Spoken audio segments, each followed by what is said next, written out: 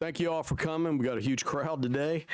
Thank you for choosing to spend your 4 o'clock hour with us here at the lovely State House and not going to the Alabama game. I appreciate it. We'll call this meeting of the Ports Committee to order. I want to ask the clerk to call the roll. Representative Brown. Here. Representative Lipscomb. Here. Representative Clark. Representative Collins. Here. Representative Givens. Here. Representative Housel. Representative Hollis. Present. Representative Hulsey. Representative Keel. Representative Kirkland. Here. Representative Lomax. Here. Representative Marcus. Representative Simpson. Representative Stringer. Representative Travis. We have a quorum. Thank you. The first bill up is House Bill 181. Thank you, Mr. Chairman. If it's okay with you, sir, I would like to have this carried over to the call of the chair. Thank you. The gentleman has asked this bill to be carried over, so we'll carry over House Bill 181. We'll move to House Bill 66, which is carried by me, and we'll have a public hearing on this, and then we will vote today on this piece of legislation. So I'm going to hand the gavel over to the Vice Chairman and let him take control. All right. Representative Brown, would you like to give us some commentary on your bill? And I also understand that you have a substitute for it, so you can discuss that thereafter. I do. I have House Bill 66, which is the Consumer's Right to Know bill, or the seafood origin bill. And what this does, it allows consumers to know where their seafood's coming from, whether it's domestic or it's imported seafood. I think that's important. So essentially what this bill does is it allows for stating that there must be signage or statements on the menu saying whether the seafood was wild caught or farm raised, and then also to denote whether it's domestic or it's imported seafood. This is important because we are on the seafood side. The seafood industry is under a lot of stress in America. On our federal government provides low interest or no interest loans to foreign nations to prop up their seafood industries, and then in turn we charge them no tariffs or low tariffs to import seafood and flood the market in the United States.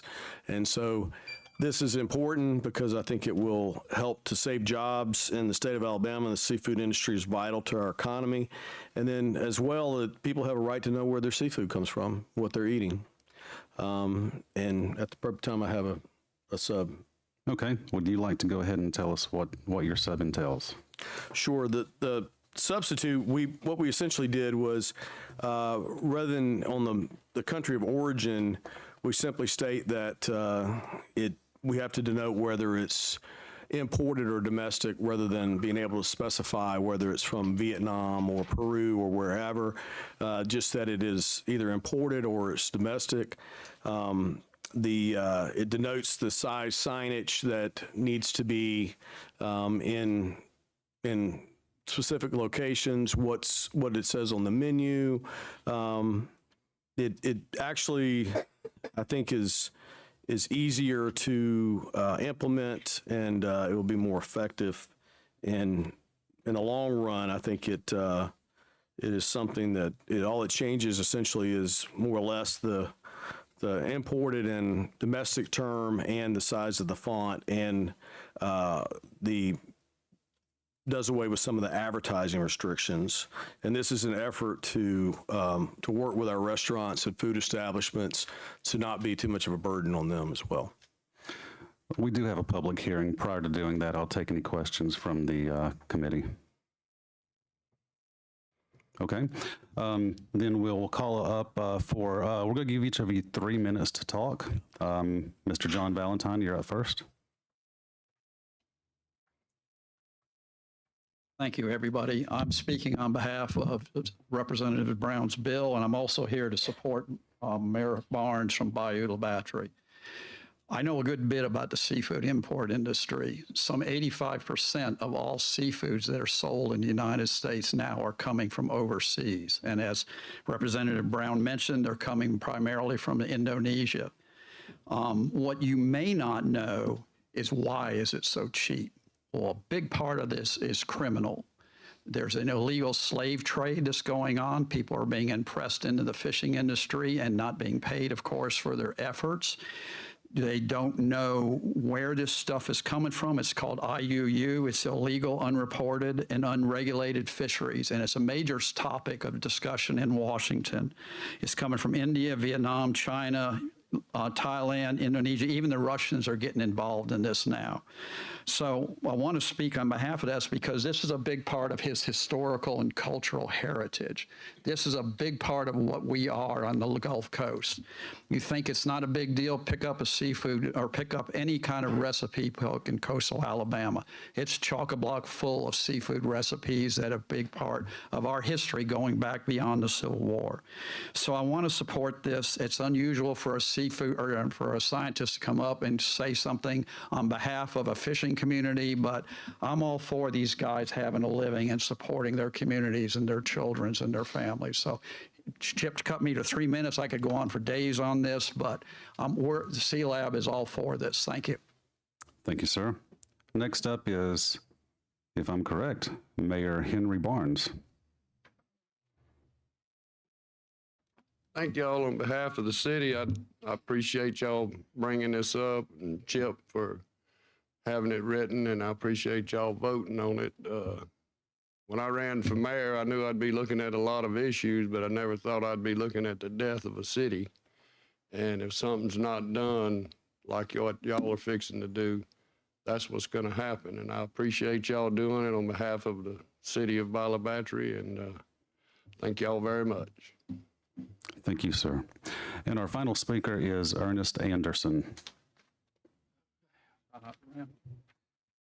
I just wanted to thank the committee for considering this bill and introduce myself. I'm Ernie Anderson, but I'm part of a fourth generation shrimp seafood processing plant in Bala Battery. And I also represent the Organized Seafood Association as its president for the past 20 years. We've been involved in this issue for a long time. We spent a lot of time up here on the previous bill and to get something moving.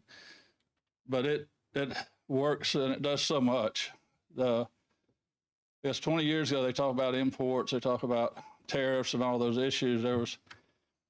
Had some folks come in, some lawyers 20 years ago come into office and said, okay, we want to put these tariffs on folks. So, well, it's going to take more than that. That's, we've got to have, country of origin labeling, we've got to have, the tariffs, we got to have marketing. I started getting some of my education. I said, so in over those 20 years, we've raised almost, I'd say, close to $18 million between Washington, BP, and our local, organization, the state, and monies that's paid in by the fishermen on their fuel. But basically, what I've seen is that there's no sign. It'd be like Walmart's going there; they wouldn't spend $1 million; they didn't have their name there. So the marketing has been a big issue. But also, we don't want to beat up no restaurants or folks. We all depend on each other. We've got to work together and make sure this all happens, and that keeps this industry here. And I said and I guess one other point I just want to mention is that when we started this years ago, Dr. Kennedy did a poll. We went in, we asked Dr. Kennedy to do a poll, and you may find this surprising, but in Alabama, it was pond raised and wild caught. There was very little preference. It was 30%, 40%, back and forth. But what we did find was 80% of the people in Alabama just wanted to know where their seafood came from. And that's one of the things we found out. And that's what basically what this bill does. And it's about the consumer. It's really a consumer bill, allowing the consumer to move forward. And like I said, we spent a lot of the last 20 years working with restaurants, chefs, and those folks, and we want to continue that relationship. So we thank y'all. Thank you, sir. So, committee, the question before us now is the passage of this bill as substituted. Do I have a motion? We need to adopt the sub. So do I have a motion? I make a motion to adopt the sub. Representative Collins and Representative Halsey. All those in favor, say aye. Aye. Any opposed?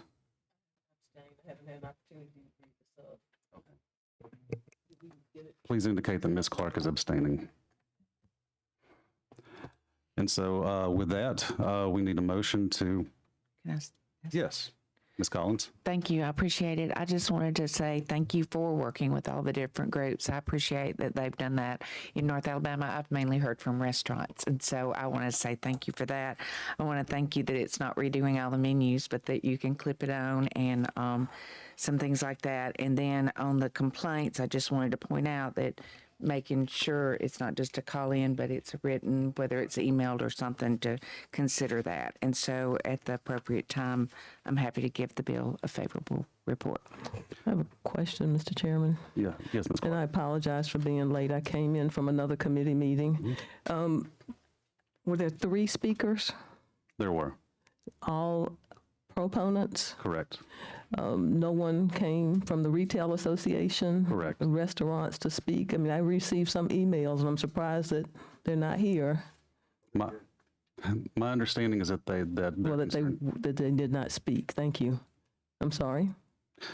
Mr. Brown, I understand that their concerns have been addressed. Yes. Thank you.